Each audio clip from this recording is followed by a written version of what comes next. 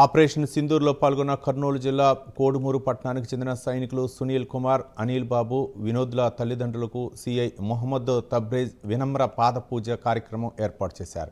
వీరుల తల్లిదండ్రుల పాదాలను కడిగి సన్మానం చేశారు. కోడుమూరుకు చెందిన వీరులు దేశం కోసం బార్డర్లో యుద్ధం చేస్తున్నారని, అందుకే వారి కుటుంబాలకు తామంతా అండగా నిలుస్తామని సిఐ అన్నారు. అనంతరం భారత్ మాతకి జై అంటూ నినాదాలు చేశారు సిఐ మొహమ్మద్ తబ్రేజ్. దానివల్ల మేము ప్రశాంతంగా ఉన్నాం.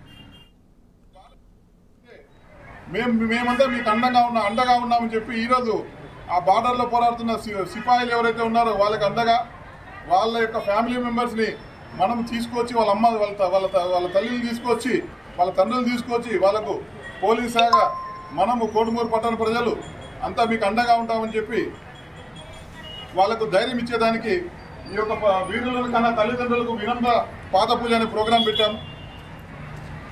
వారికి ఎటువంటి ఇబ్బంది ఉన్నా కూడా వాళ్ళ కొడుకులు అక్కడ ఉంటే మేము వాళ్ళ కొడుకుల్లాగా వాళ్ళకి ఏం సేవ